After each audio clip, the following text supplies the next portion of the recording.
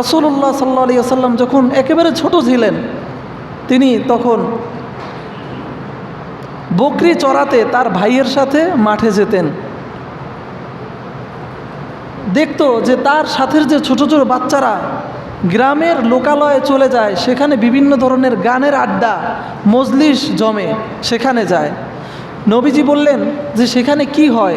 তারা বলে সেখানে অনেক ভালো ভালো জিনিস হয়, অনেক মজার জিনিস, গেলে অনেক মজা পাবে। নবীজি সেখানে গেলেন। যাওয়ার পর যখনই সেখানে যাত্রাপালা শুরু হলো, নবীজি বেহুশ হয়ে পড়ে গেলেন।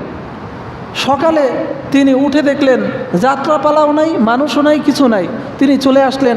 তার সাথীরা জিজ্ঞাসা করে যে তুমি কি দেখেছো?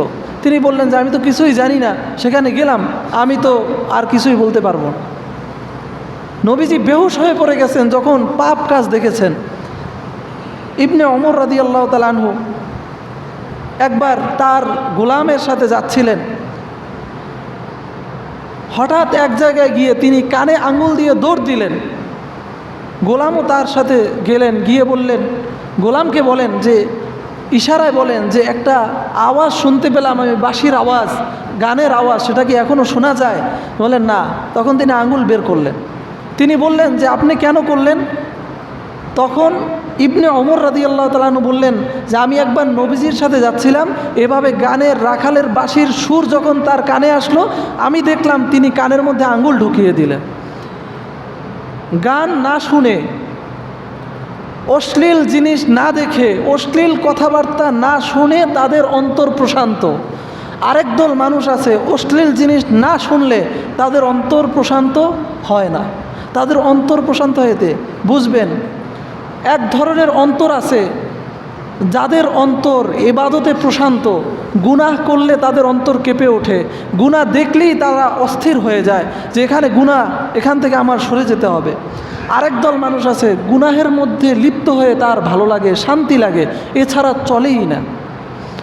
বিবাহ আমাদের সমাজে অনেক একটা সংস্কৃতি হয়ে গেছে যে বিবাহ হলে মদ পান করতে হবে, গান বাদ্য করতে হবে, নাচানাচি করতে হবে। তা কিসের জন্য?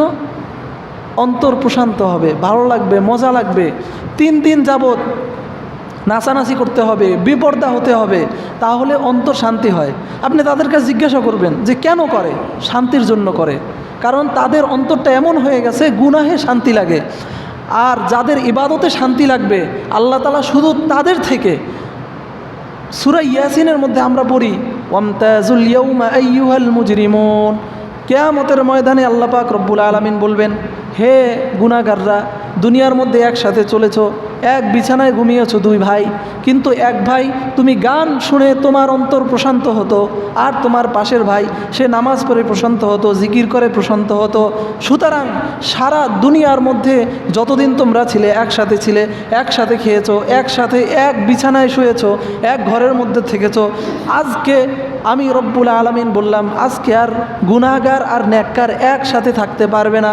আজকে আস্তে করে তোমরা পৃথক হয়ে যাও। হে নফসে মুতমাইন্নার দলেরা, তোমরা আমার কাছে চলে আসো। তোমরা দুনিয়ার মধ্যে আমাকে খুশি করেছো, তোমরাও আমার উপর খুশি থেকেছো।